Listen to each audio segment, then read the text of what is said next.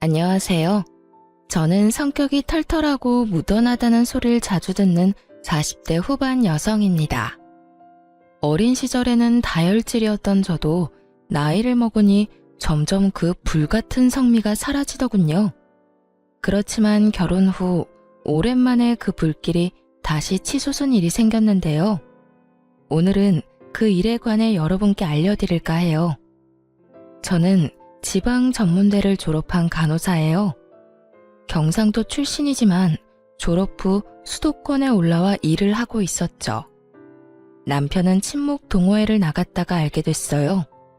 사람이 차분하고 잔잔한 호수 같은 사람이라 당시만 해도 다혈질이었던 제 성격을 모두 다 받아줄 수 있을 만큼 포용력 있는 사람이었어요. 연애 3년 후 결혼을 했을 때도 저희 부부에게는 아무런 문제가 없었어요.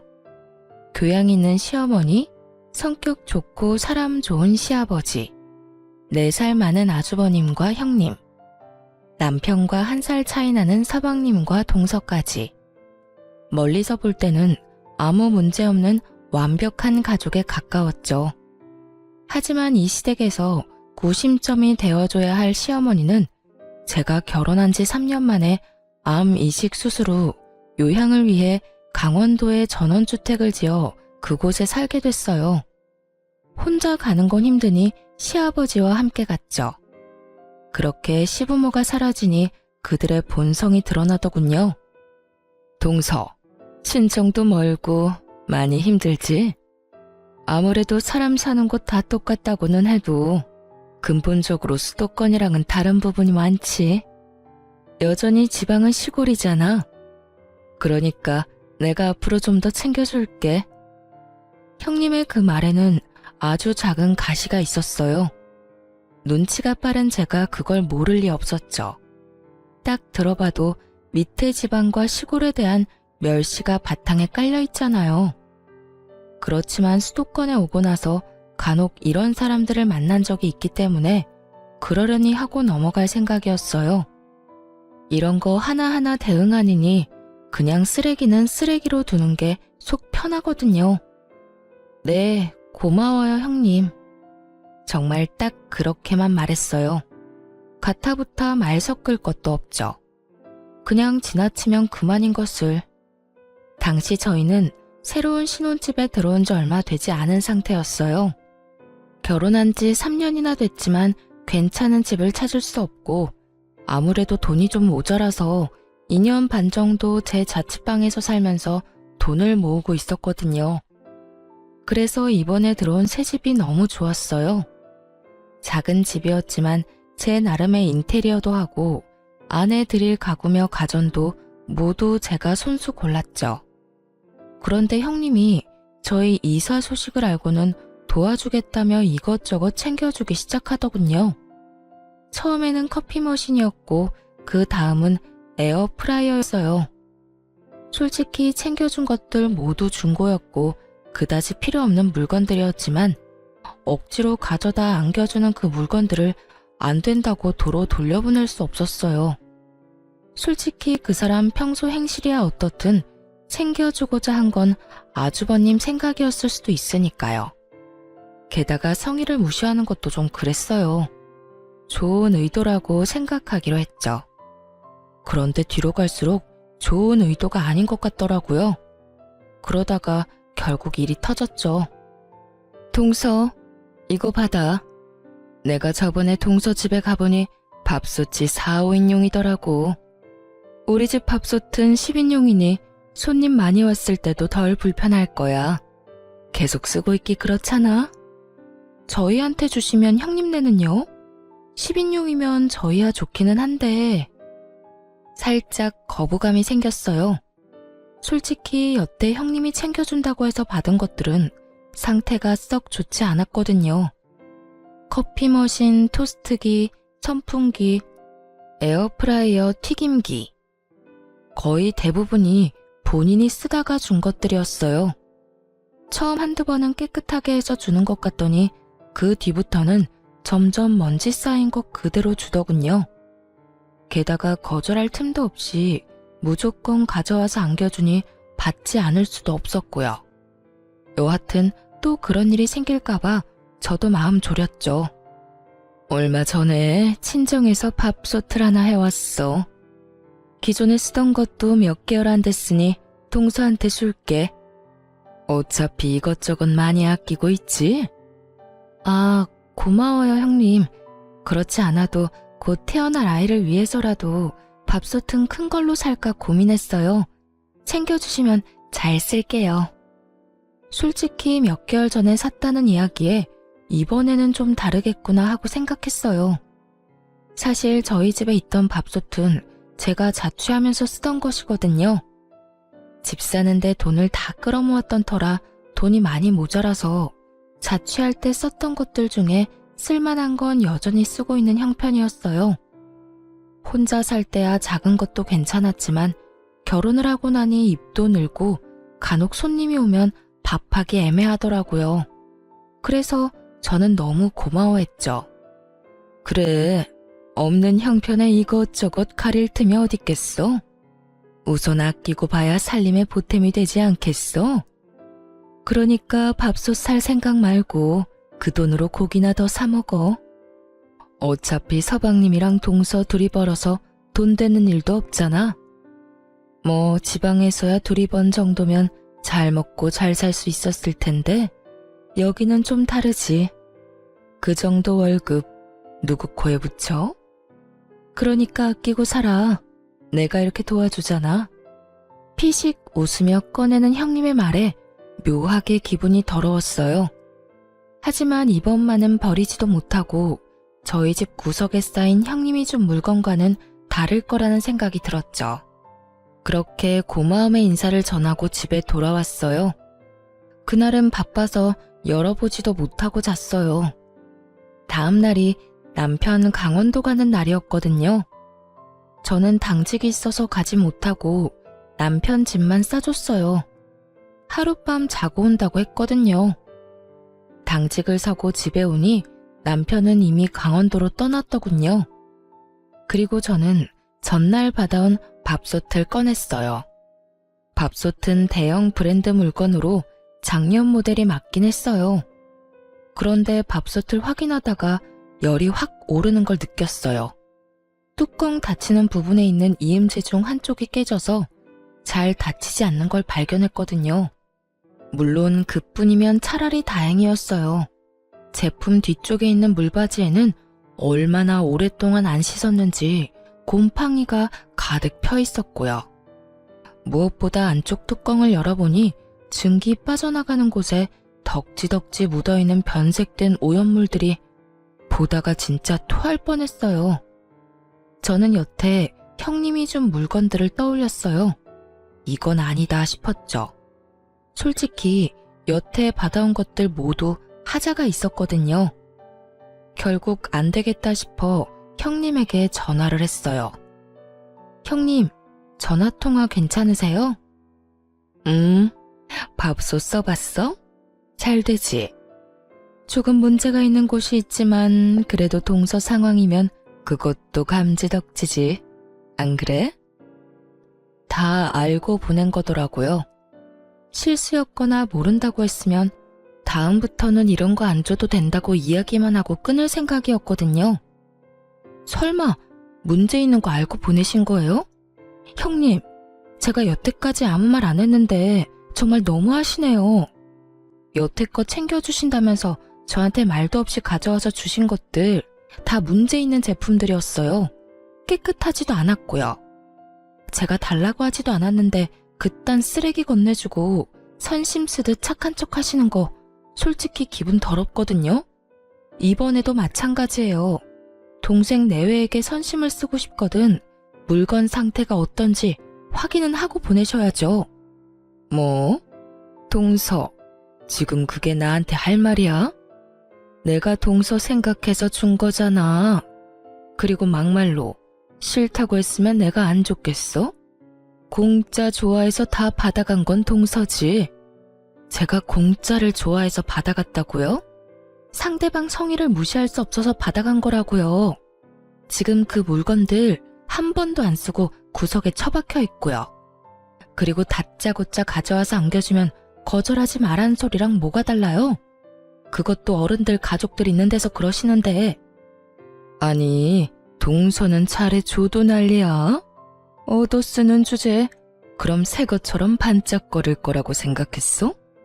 웃기네. 동선의 집이 능력 안 돼서 그런 거 해올 형편 못 되는 거면 동서 본인을 탓해야지. 그래서 누가 그렇게 없는 사람처럼 하고 있으래? 없어 보이니까 내가 안 쓰던 거 다 챙겨준 거잖아. 솔직히 말씀하세요. 그거 폐기물 버리는데 돈 아까워서 우리 집에다 버린 거 아니에요? 선심 쓰는 척 할 수도 있고 돈도 아끼고 딱 봐도 폐기물인데. 말 다 했어? 동서 그렇게 안 봤는데 사람 참 아나무인이네. 당돌하게 윗사람한테 전화해서 이러는 것도 웃기고. 내가 동서 친구야? 화났는 일 있으면 막 화내도 되는 그런 친구냐고. 그런 일이 있더라도 좋게 말하면 되지 왜 전화와서 사람 기분 상하게 난리야? 시골에서 올라와서 아무것도 모르는 것 같아 챙겨주려고 했더니 호강에 겨워서는. 필요 없으면 다 버려. 누가 뭐래? 네, 알겠어요. 그럼 제가 알아서 다 버릴게요. 그러고 전화를 탁 끊어버렸어요. 주변을 둘러보니 쌀을 담았던 아대자루가 보이더군요. 시골에 농사 짓는 친척분이 보내주신 쌀 포대였는데 여기까지 오느라 여기저기 찢어지고 더러워졌지만 물건 넣는 데는 별 문제 없어 보였어요. 저는 그 포대자루에 형님이 줬던 물건을 싹 다 넣었어요. 준 성의가 있어서 무시하지는 못했지만 쓰기에는 더러워 한 번도 써본 적은 없던 쓰레기들을요. 그리고 포대자루를 질질 끌고 차에 실었어요. 버려달라니 그 말 그대로 해줄 생각이었어요. 하지만 제 집은 아니었죠. 저는 형님 집으로 차 타고 열심히 달렸어요. 그리고 꽤 오래전에 형님이 알려준 아파트 현관 비번을 눌렀죠. 바뀌지 않았던 건지 열리더군요. 그리고 엘리베이터를 타고 올라가 형님 집 문 앞에 그 포대자루를 놔두고 나왔어요. 제 것도 아니고 사용한 적도 없는데 왜 제가 제 돈 주고 버려야 하나요? 버려달라는 사람이 버려야죠. 그렇게 집에 와서 개운한 마음으로 쉬는데 아주버님에게서 전화가 왔어요. 네, 아주버님. 어쩐 일이세요? 그 일랑 강원도 가신다고 들었는데요. 아니, 재수씨. 한 가지만 물어보려고 전화했어요. 혹시 우리 와이프가 재수씨한테 준 물건들 상태 확인된 거 사진 있습니까? 아, 그거요? 그럼요, 있죠. 전부 다 사진은 찍어놨어요. 혹시라도 나중에 버렸을 때 왜 버렸냐고 화내시면 들려드릴 말은 있어야 하잖아요. 그렇게 이야기하는데 아주버님 목소리 뒤로 엄청 시끄러운 소리가 들리더군요. 형님의 목소리였어요. 혹시 형님이랑 같이 계세요? 아니요, 그게 아니라 강원도인데 우리 와이프가 동생한테 전화해서 화내는 바람에. 어떤 상황인지 대충 감이 왔어요. 제가 반품한 쓰레기를 확인하고 형님이 저희 남편에게 전화해서 생난리를 치고 있더군요. 게다가 그 목소리는 남편의 스피커폰을 통해 시부, 시모, 아주버님이 계신 그 자리에 모조리 다 흘러들어갔고요. 남편이 말할 틈도 주지 않고 오디오를 꽉꽉 채우는 형님을 보며 자기 무덤 열심히 파고 있구나 하는 생각이 들었어요. 속으로 진짜 고소했거든요. 교양 있는 척, 착한 척, 사람 지방 출신이라고 돌려가는 형님이 곧 망가질 생각을 하니까요. 역시나 그때 제가 보낸 사진을 본 것인지 시모 목소리가 들렸어요. 아니, 밥솥 상태가 이게 뭐냐? 아, 그게 말이에요. 저희가 사용하던 걸 급하게 주느라. 애미야, 너희가 동생 챙겨주는 거 뭐라 하는 거 아니다. 다만 챙겨줄 거면 욕 얻어먹을 짓은 하지 말아야지. 누가 보면 쓰레기를 갖다 준 거라고 생각하지 않겠니? 아무리 선의로 한 일이라도 이런 물건을 가져다 주면 아무도 감사하지 않을 거다. 도대체 첫째는 무슨 생각으로 이걸 둘째한테 갖다 준 거냐? 시모의 말에 아주버님도 당황한 것 같더군요. 시모는 본래 조용하고 차분한 성격인데 첫째 형님의 행동에 경악하신 듯 했어요. 적어도 시모의 상식선에서는 일어날 수 없는 일인 듯 보였죠. 저는 시모의 말 덕분에 마음이 좀 놓였어요. 저와 비슷하게 생각하는 사람이 있었으니까요. 결국 시모의 비난의 말을 견디지 못한 아주버님이 남편의 전화기를 가로채 빽 소리를 질렀어요. 이 옆에네가 뭘 잘났다고 소리를 질러?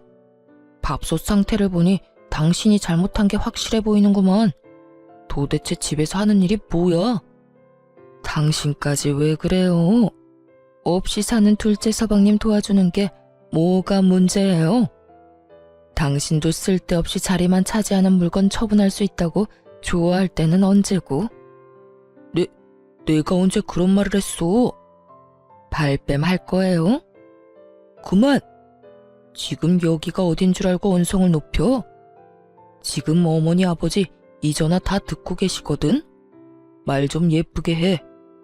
지금 하고 있는 이야기가 모두 시부모 귀에 들어갔다는 걸 알자마자 형님은 급격하게 아무런 말도 하지 않았어요.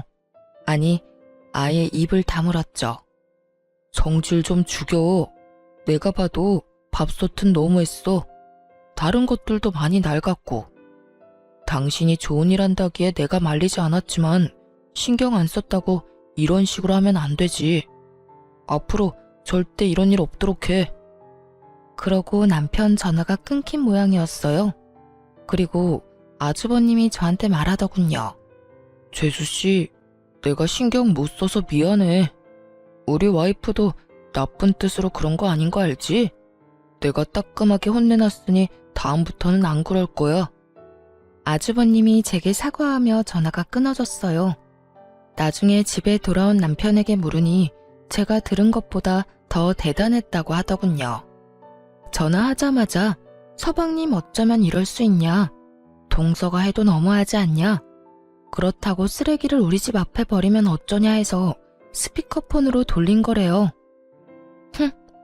쓰레기를 우리한테 버린 건 생각도 안 하고 지금 당신한테 화낸 거야?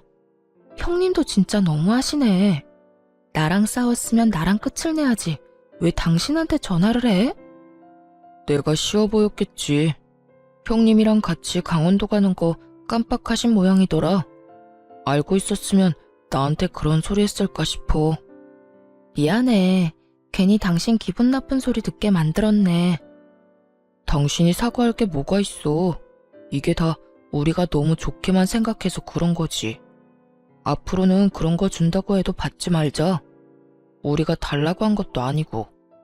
그런 걸 주고도 상대방이 감사해야 할 거라는 생각은 도대체 어떤 머리에서 나오는 건지 모르겠네. 남편도 저도 공감하는 말이었어요. 그렇게 그 뒤로 저희 가족과 형님네 가족은 그런 일로 싸울 일은 없게 됐죠. 쓰레기는 자기들이 돈 내고 버려야죠. 왜 남의 집에 쓰레기를 버리나요? 여하튼 그 뒤로 형님과 얼굴 마주칠 때마다 서로 정색하는 어색한 사이가 됐어요. 솔직히 저야 속 편했죠. 매번 지방 시골 이야기하면서 사람 까는 말 듣고 있는 것도 하루 이틀 일이지 이젠 그 말 안 들어서 좋더라고요. 그렇게 형님과는 서로 간섭하지 않기로 은연중에 정리가 됐는데 동서는 또 다르더군요. 동서는 수도권에 있는 좋은 대학을 나와서 대기업에 취직한 재원이었어요. 본인의 학교나 직업에 대한 자부심도 대단했고 무엇보다 저와 동갑이라서 결혼 직후에는 저의 그런 정보를 얻으려고 엄청 애썼어요. 둘째 형님은 대학교 어디 나오셨어요? 저희 친정에서 학교 다녔어요. 어차피 전문직이라 기본만 배우고 실습이나 경력을 어디서 쌓느냐에 따라 또 다르거든요. 병원도 요새는 세분화돼서 잘 나뉘어져 있어서. 그렇게 생각하시면 안 되죠. 그래도 학벌과 지연이 얼마나 중요하고 많은 부분을 차지하는데. 그렇지 않아도 저희 회사 지잡대 나온 직원 한 명 있거든요. 우리가 하는 대화에 끼지도 못하고 무슨 말인지 알아듣지도 못해요. 게다가 묘하게 눈치도 없어서 상황 파악도 못하거든요. 뭐 지잡대 나왔다고 다 그런 건 아니겠지만 대부분은 그런 사람들이니까요.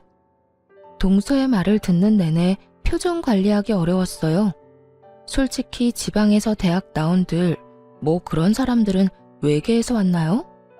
지금 당장 지나다니는 사람 중에 지방대 출신인 사람 골라보라고 해도 못 고를 게 분명해 보이는 동서의 쓸데없는 아는 척에 저는 동조해주기도 싫어서 대답도 안 했죠.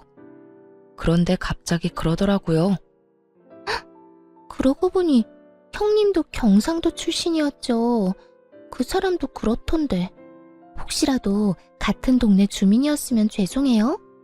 제가 요즘 그 사람 때문에 너무 힘들어서 말이 그냥 막 나와버렸네요. 정말로 신경을 살살 긁는 재주가 있더라고요. 그래서 저도 말해줬죠. 경상도가 워낙 커서 아마 제 지인은 아닐 거예요. 그리고 그런 부분에서는 걱정하지 말아요. 지방 사는 사람들도 그런 말들 하거든요. 무슨 말을 해요? 그 수도권 사는 사람들요. 눈 뜨고 있어도 코 베어가는 사람 수두룩하니 믿지 말라고요. 그리고 서울 깍쟁이라는 말이 왜 있겠어요? 여기 사람들 그만큼 까다롭고 인색하다고 생각하고 있거든요. 솔직히 별것도 아닌 걸로 등급 나눠서 사람 차별하는 것도 어떤 한 사람 때문에 잘 알고 있기도 하고 틀린 말도 아닌 것 같고요. 미안해요. 서로 까는 거 피차 일반이니까 깔끔하게 동서도 저도 서로 미안해하지 않기로 해요. 그럼 됐죠? 제 말에 동서가 똥 씹은 표정으로 저를 보더군요. 제가 말한 그런 사람이 본인을 지칭하는 거라는 걸 알았나 봐요. 말로 하지는 않았는데 그렇게 눌러줬으면 더 이상 그런 주제로 이야기 안 할 법도 한데 동서는 끊임없이 저를 그런 대화에 끌어들이려고 하더라고요. 같은 나이라는 게 믿기지 않을 만큼 유치해서 결국 그 뒤로는 아예 상대를 안 했어요. 같은 인간 취급받기 정말 죽기보다 싫었거든요. 그런데 이게 끝이 아니었어요. 동서는 이를 갈고 있더라고요. 하루는 명절에 가족들이 다 모인 자리가 있었어요. 저와 동서는 같은 나이인데다가 아들 나이도 똑같거든요. 둘 다 당시에는 고등학교 1학년이었죠. 동서가 슬슬 시동을 걸더군요. 어머님, 우리 첫째 요즘에 칭찬 좀 해주세요. 세상에, 이번에 전국 학력평가라는 시험을 쳤는데 우리 아들이 세상에 거의 대다수 과목이 2등급이더라고요.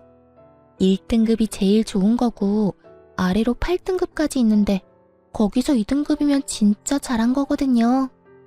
누굴 닮아서 그런지 머리 하나는 똑똑해요. 대놓고 자식 학력 자랑하는 걸 보니 또 시작이다 싶었어요. 그런 동서 옆에서 저는 절대로 자식 성적 자랑은 안 했어요. 우리 아들이 모자라서가 아니라 세상에 공부 잘하는 사람도 많고 그게 아이의 자만심이나 절망으로 이어질까봐 솔직히 불안한 면이 있었거든요. 그래서 어딜 가든 저는 저희 아이들의 인성을 칭찬하면 칭찬했지 학업 성취로 칭찬한 적은 없었어요. 사람들이 없을 때 잘했다고 과하게 칭찬해주는 건 있었지만요.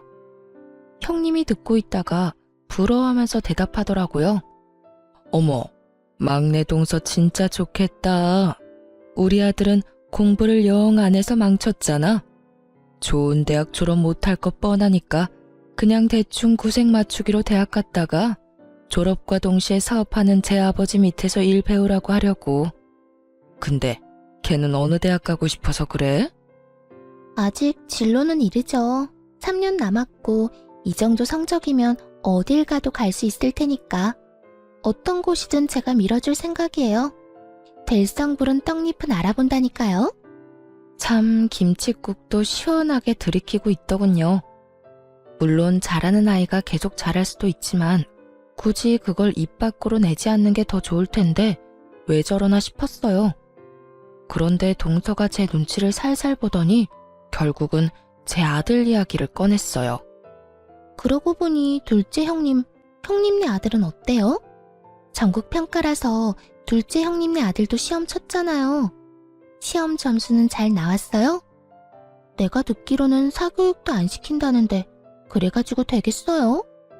모름지기 교육은 선행이 필요해요, 선행이. 이제 와서 시작해도 다 늦은 거 아시죠? 게다가 보세요. 사촌지간의 동갑인데 얼마나 기분이 안 좋겠어요? 사춘기 남자애가 얼마나 상처받을지. 그래도 형님은 성적 같은 거 중요하게 생각 안 하잖아요. 그게 속 편할 수 있죠. 자식 앞날에는 크게 도움 안 되더라도 편하긴 하잖아요. 안 그래요? 정말 몰상식하고 속 끓는 소리 하는 데는 1인자더군요. 제가 한숨을 푹 쉬자 듣고 있던 시모가 동서에게 한마디 했어요.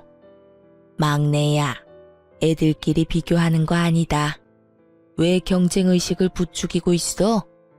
애들마다 특성도 다르고 잘하는 것도 다른데 왜 그거 하나로만 판단하니? 너한테 그게 중요하다고 해서 다른 사람에게도 중요할 거라고 생각하는 건 착각이고 오만이지. 애들이 듣기라도 했으면 어쩔 뻔했니? 어머, 죄송해요. 전 그런 생각은 못했네요. 그냥 학업 신경 안 쓰는 형님네가 너무 불안해서 저도 모르게 한 소리 해버렸네요. 죄송해요, 형님.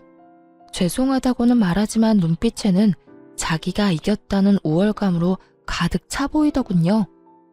괜찮아, 동서. 내가 우리 아들 성적에 크게 신경 안 쓰는 건 맞는 말인데 뭐. 근데 그런 시험 있었다는 것도 몰랐네. 아들, 잠깐만 이리 와봐. 네, 엄마. 너 이번에 전국 학력평가? 뭐 그런 시험 친 거 점수가 어떻게 나왔니? 엄마가 잘 기억이 안 나네? 사실 알고는 있었어요. 우리 아들 성적이 잘 나온 거. 제가 엄마인데 왜 모르겠어요. 아, 이번에는 운이 좋았는지 전 과목 1등급 나왔어요. 저번에는 1, 2등급 섞여 있었는데 이번에 인강이 좀 도움된 것 같기도 해요. 어머, 그랬어? 잘했어, 잘했어. 지금 뭐 하고 있었어? 여름방학에 영어학원 다녀보려고요. 아직 1학년이라서 회화학원으로 다녀보고 싶어서 알아보는 중이에요. 입시나 시험 대비 영어는 2학년이나 3학년 방학에 들으면 될 것 같고 일단 좀 더 자연스러운 영어를 접해볼 생각이에요. 누구 아들인지 똑부러지게 말하더군요. 제가 말하지 않아도 아들은 자기에게 뭐가 필요한지 정확히 알고 있었어요. 물론 그렇게 계획적으로 키운 건 저였지만요. 아들을 방으로 들여보내고 꿀먹은 벙어리가 된 동서에게 제가 웃으며 말했죠. 우리 아들이 외탁을 한 것 같아요. 사실 여태까지 말씀드릴 일이 없어서 말 안 하고 있었는데 저희 부모님 두 분 다 교육직에 몸담고 계셨거든요. 오빠도 의사고 여동생도 변호사라. 솔직히 저희 가족 중에 저만 공부하는 거 별로 안 좋아했어요. 그런데도 우리 아들 머리 좋은 거 보면 아무래도 삼촌이나 이모 영향을 많이 받은 것 같아요. 제가 그렇게 말하자 시모가 고개를 끄덕이더군요. 시모는 알고 있었거든요. 저희 집안에 고학력자가 많다는 걸요. 그리고 제가 그걸 말하는 걸 그리 좋아하지 않는다는 것도요. 솔직히 집에 잘난 사람 많으면 필연적으로 쭉정이 하나쯤은 생기고 그게 우리 가족 중에서는 저였거든요. 그렇다고 제가 사랑을 못 받은 건 절대 아닌데 상대적 박탈감을 많이 느꼈었죠. 그리고 아들이 커감에 따라 그 박탈감을 많이 회복했고요. 아들이 잘 되니 제가 잘 되는 것처럼 마음이 편안해졌으니까요. 어쨌든 자기 아들과 동갑인 제 아들이 실력이 더 좋다는 걸 알고 난 뒤 동서는 그 뒤로 학업과 관련된 이야기는 전혀 하지 않았어요. 세상에는 뛰는 놈 위에 나는 놈 있다는 걸 손수 몸으로 겪었잖아요. 제가 아들 성적 자랑 안 하는 건 이런 사태를 미연에 방지하기 위한 것도 있어요. 애 성적 자랑하다 상대방에게 발리면 그것만큼 쪽팔리는 것도 없거든요. 그것도 본인이 먼저 도발했다고 친다면 말이죠. 그렇게 저는 저와 맞지 않는 두 사람을 저와 멀리 떨어뜨리는 데 성공했어요. 남편과 헤어질 수는 없으니 그 사람들을 최대한 멀리하는 것 말고는 저의 내적 평화를 유지할 방법은 없었죠. 뭐 그건 그거대로 나쁘지는 않았어요. 명절, 부모님 생신 이런 때 제외하고는 거의 만날 일이 없으니까요. 그런데 어느 날 시부가 쓰러졌다는 연락을 받게 됐어요. 아파서 강원도에서 요양을 하고 있는 건 시모였는데 갑작스레 시부가 쓰러진 거죠. 뇌경색이었고 다행히 장보러 시내에 나와 있던 터라 일찍 발견돼서 병원으로 갈 수 있었어요. 다행이었죠. 최대한 골든타임은 지켰으니까요. 하지만 강원도에는 시모와 시부뿐이었고 시부가 다치니 요양 중인 시모가 시부의 간병을 해야 했어요. 물론 간병보험을 들어서 간병인을 쓰기도 했지만 모든 시간을 간병인이 봐주는 건 아니니까요. 게다가 좀 더 전문적인 치료를 위해서 시모는 서울로 시부를 옮기고 싶어 했어요. 결국 두 분 모두 강원도 생활을 간단히 정리해두고 서울로 올라오셨어요.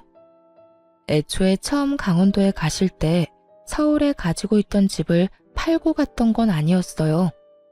시부가 모아놓은 돈으로 강원도에 전원주택을 지었고 살고 있던 집은 당시 막내 도련님 결혼과 동시에 전세를 싸게 내줬거든요. 그래서 시부를 병원에 입원시키고 나면 시모가 거주할 만한 곳이 딱히 마땅찮았어요.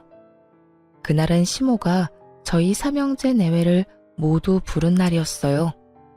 너희 아버지 입원하고 나면 병수발은 나와 간병사가 될 거다. 간병인은 간병보험 등거에서 나오지만 24시간 붙어 있는 게 아니니 당연히 나도 너희 아버지 수발 들어야 해. 그러려면 내가 여기에 머물 곳이 필요한데 너희 세 형제들 집 중에 한 곳에서 머물렀으면 하는구나. 자식이 셋이나 되는데 누구 하나는 같이 살 사람 있지 않겠니? 시모 말에 일순 그 공간이 조용해졌어요. 그러더니 형님이 갑자기 막내 동서를 바라보며 말하더군요.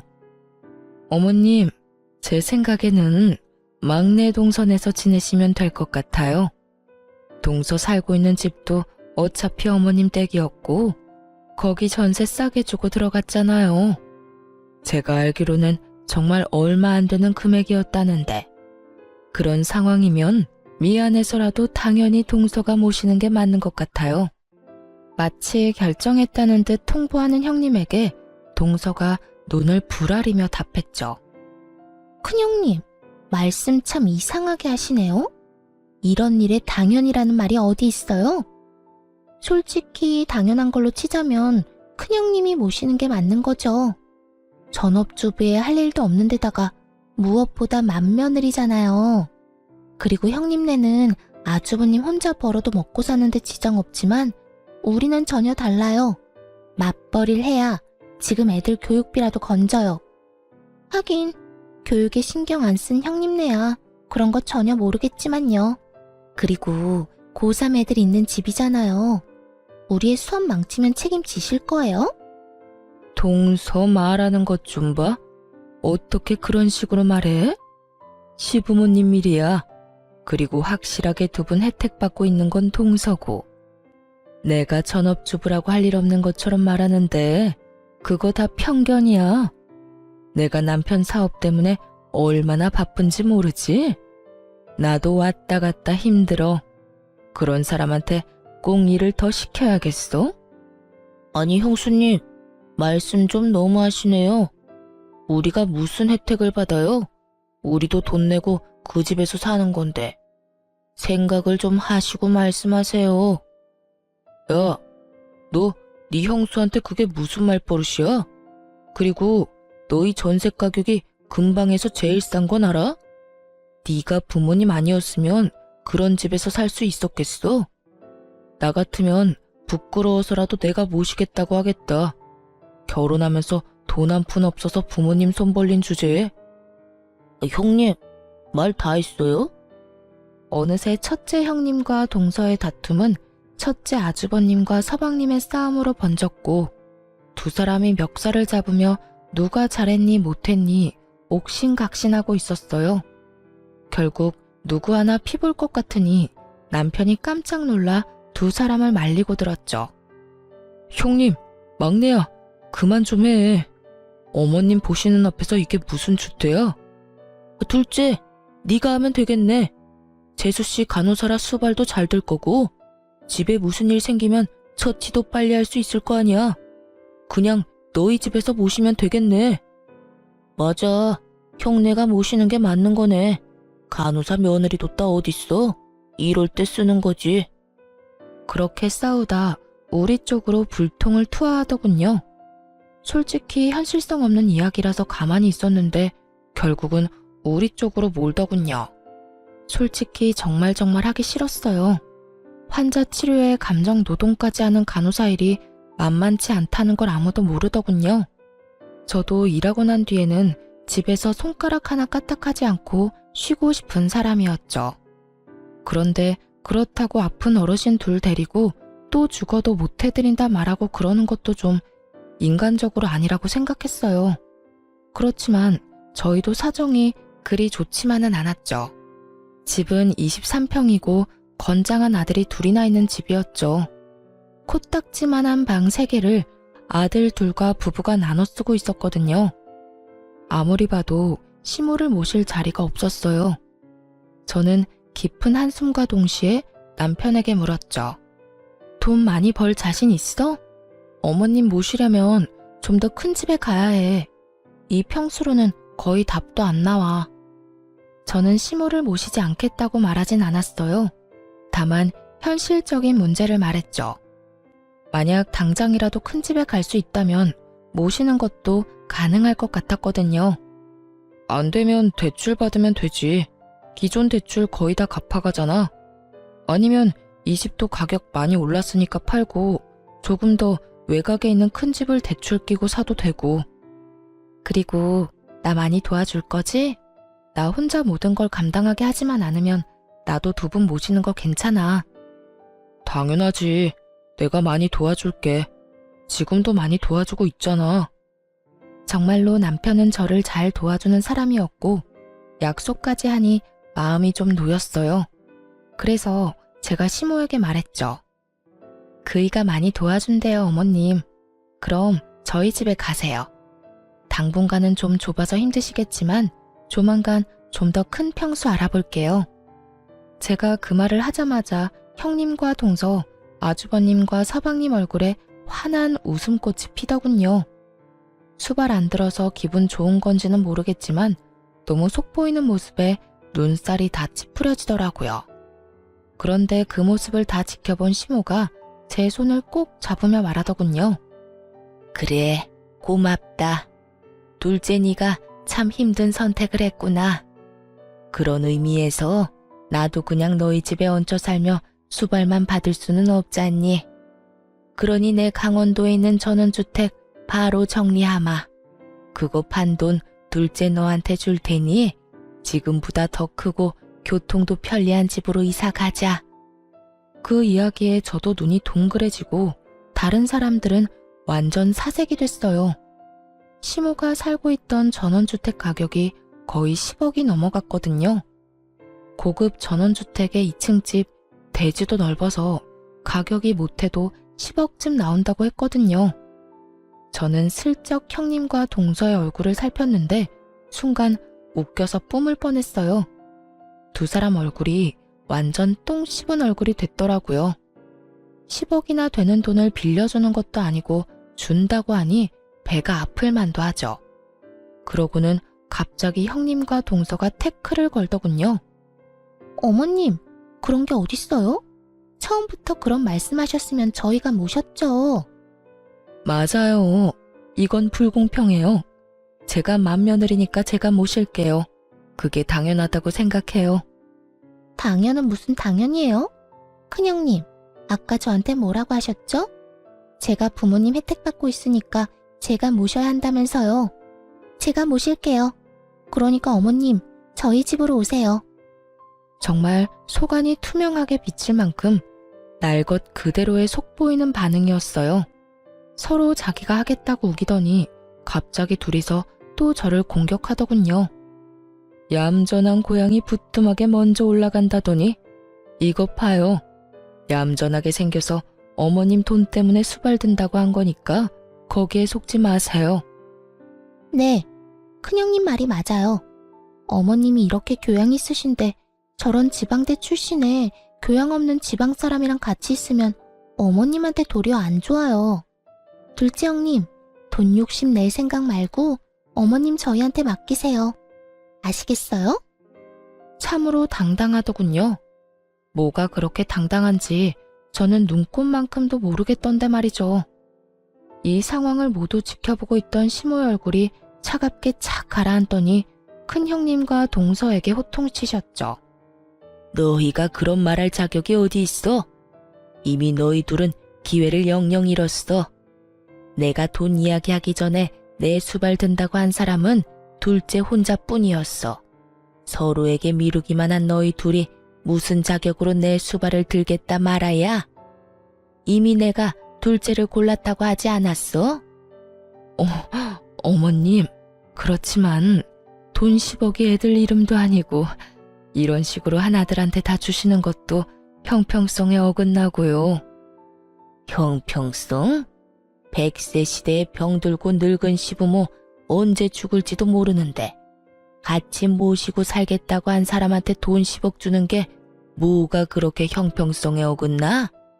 그리고 두 사람이 원하지 않았잖아. 싫다며 서로에게 떠넘긴 주제에 돈 10억이 그렇게 아쉬워? 그 돈 노동비야. 내가 주는 월세이기도 하고 일찍 죽으면 또 모를까 오래 산다면 짐밖에 안 되는 늙은이 잘 봐달라는 뇌물이기도 하고 그런 돈을 왜 날 돌보지도 않은 너희들한테 나눠야 해? 미리 경고하는데 이번 일 그냥 지나가지는 않는다. 앞으로 있을 유산 상속, 증여, 유언장 작성에 큰 영향을 줄 거니까 알고나 있어. 유산과 증여라는 말이 나오자 이번에는 아주버님과 서방님 얼굴이 사색이 됐어요. 여보, 그만해. 어머님 앞에서 이게 무슨 짓이야? 제발 처신 좀 똑바로 하라고. 당신도 제발 나대지 좀 마. 어머니가 어련히 알아서 잘하시려고 어서 둘째 형수님한테 사과해. 당신도 어서 사과해. 둘째 재수씨가 어머님 모신다잖아. 고맙다고 인사하고. 두 남편이 다그치자 결국 형님과 동서는 하기 싫은 표정이 역력한 채로 제게 사과의 말을 꺼냈어요. 강요로 점철된 들으나 마나한 사과를 듣고 저도 괜찮다고 말해줬어요. 이날 이후로 저는 시모가 전원주택 팔아서 마련한 돈과 대출을 좀 껴서 더 큰 집으로 이사가게 됐어요. 큰 집은 방도 4개고 병원도 가까워서 시부모님 모시기에도 괜찮았죠. 집 이사를 한 지 반년 만에 시부가 저희 집으로 왔어요. 처음에는 어른 두 분을 모시게 돼서 집이 좀 예민해지지 않을까 생각했는데 생각보다 분위기가 좋더라고요. 서로의 영역도 터치를 안 하니 그것도 좋았고요. 제가 바빠서 못하는 부분을 어머님은 잔소리 없이 해주셨어요. 원래 그런 분이시거든요. 차분하고 이해심 넓은 진짜 어른 같은 어른이요. 저도 항상 죄송해서 말씀드리면 돈 벌면서 육아도 잘하고 집안일까지 잘하는 완벽한 사람은 없다고 말해주셨어요. 어찌나 고마운 말씀인지. 보통 시모들은 무조건 완벽을 원하잖아요. 하지만 우리 시어머니는 그런 완벽보다는 노력을 더 좋아하셨어요. 그래서 분위기가 더 좋았던 건지도 모르죠. 퇴원한 시부는 병으로 좀 어눌해지고 몸 상태가 좀 나빠지기는 하셨지만 특유의 쾌활한 성격은 여전하시더군요. 저랑 개그 코드나 식성이 잘 맞는 것도 좋지만 둘째와 죽이 잘 맞으시더라고요. 같이 게임 같은 것도 하고 산책도 같이 나가는 거 보니 너무 좋았어요. 애들이 남들과 함께 살아가는 법을 배우고 있는 것 같아 조금 뿌듯하게 느끼기도 했고요. 그런데 그렇게 화목한 저희 집도 찬 기운이 풀풀 날릴 때가 있긴 했어요. 바로 아주버님과 서방님 부부가 방문하는 날이요. 항상 올 때마다 시부모님에게 그 말을 꺼내거든요. 어머니, 언제까지 둘째 집에 있을 겁니까? 이제 저희 집도 준비가 됐어요. 와이프한테 사업 맡길 일도 없고 이미 자식들도 모두 독립해서 집도 널널하고 좋습니다. 그러니 이제 그만 저희 집으로 오세요. 그러지 말고 저희 집은 어떠세요? 구관이 명관이라고 옛날 살던 집이 좋고 근처에 어머니 아는 분들도 많잖아요. 저희도 첫째 대학 들어가서 둘째만 남았거든요. 걔는 공부 못해서 신경 안 써도 되니 두 분한테 모든 신경 쏟을 수 있어요. 그러니 저희 집으로 오시면 돼요. 일 없다. 내가 너희들 집에 왜 가? 여기가 이렇게 내 집 같고 좋은데. 늙은이한테 또 새로운 환경에 맞춰 살라는 말이냐? 노인 공경도 몰라? 어머님, 그렇지만 이러면 안 되죠. 이런 식이면 대놓고 차별하시는 거랑 뭐가 달라요? 그 말이 맞아요, 어머님. 저희들한테도 기회는 한번 주셔야죠. 그래야 잘 모실 수 있는지 없는지를 알 수 있잖아요. 너희는 여태 니들이 둘째한테 한 건 생각 안 하지? 내가 그걸 다 봤어. 첫째, 네가 둘째 지방에서 올라왔다고 깔보고 무시하는 거 1년에 몇 번 만나지 않은 나라도 알 정도로 노골적이고 지저분한 일이었어. 그리고 막내, 네가 둘째 출신 때문에 한 소리 하는 거 그것도 얼마나 꼴불견인지 아니? 둘 다 어쩜 이렇게 괘씸한 짓만 골라서 하는지. 결국 그렇게 화를 내신 시모가 아주버님을 쳐다보며 한마디 툭 던지셨어요. 너는 아버지한테서 빌려간 사업자금 언제 갚을 거니? 너희 집에 오라고 설득하기 전에 빌려간 돈부터 갚을 생각을 해야지. 그러자 아주버님과 큰형님이 합주기가 됐어요. 입이 있는들 무슨 말을 하겠어요? 아주버님이 시부에게 빌려간 돈이 1억을 넘었으니까요. 아주버님을 쫓아낸 시모가 이번에는 서방님을 보며 말했어요.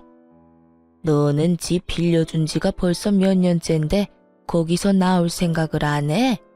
그 집, 내가 그 전세 받고 빌려준 건 너희가 미래에 더 좋은 집을 갈 거라고 생각했기 때문이야.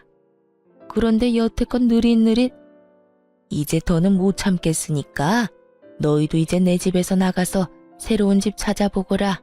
곧 내놓을 테니까. 어머니. 어머니. 4명이 이구동성으로 외치더군요. 하긴 그럴 수밖에 없죠. 지금 시부모에게 지원받은 모든 걸 뺏기게 생겼는데 그 상황에서 예, 그러겠습니다 하는 쪽이 더 이상한 거죠. 왜? 뭐가 억울해? 둘째네는 나한테 받아간 것도 없고 다 본인들 알아서 했어. 그런 와중에도 나랑 너희 아버지 함께 모시겠다고 해준 사람이야. 부모님한테 받아간 것도 많으면서 책임은 지지 않으려는 너희가 뭐가 억울해? 지금 너희가 가지고 간 것까지 돌려줄 생각 아니면 여기 와서 이렇게 난리들 치지 말어. 잘 사는 사람들 속 뒤집지 말고. 결국 4명 모두 돈 때문에 어머니한테 그런 말 아니라며 마치 변명하듯 말을 던져놓고는 밖으로 나가더군요. 그 뒤로 저희 집에 찾아와서 시부모에게 자기네 집에 가자며 꼬시는 사람은 없어졌어요. 그 사람들이 더 이상 찾지 않으니 속이 다 시원했죠. 그러게 처음부터 남한테 맡길 생각으로 남한테 미루기 전에 상황 파악을 잘했더라면 그 누구가 됐든 우리보다는 더 좋은 조건으로 이제 와서 후회하고 매달리는 일은 없었을 거예요. 그저 눈앞에 귀찮은 일만 치워보자고 남한테 미루다가 결국은 알짜배기도 모두 뺏기고 본인들 것이라 생각한 것도 뺏기게 생겼으니 말이죠. 저는 처음에 형님과 동서가 저를 차별하거나 괴롭힐 때 시모가 너무 지켜보고만 있으신 거 아닌가 하는 생각을 할 때가 있었거든요. 보고도 못 본 채 하고 있는 것처럼 말이죠. 하지만 이번 일로 깨달았죠. 안 보이는 것 같아도 다 보이는 법이고 평소 행실대로 걷어가는 거라고 말이죠. 저를 출신이나 학력으로 차별하는 사람들은 저희 가족들 중에는 없어요. 그런 이야기 꺼낼 때마다 시모와 시부께서 기함을 하시니 아무도 그런 이야기를 못 꺼내죠. 오늘 제가 들려드린 사연 즐겁게 보셨나요? 긴 글 읽어주셔서 감사하고 오늘도 즐거운 하루 되시길 바랍니다.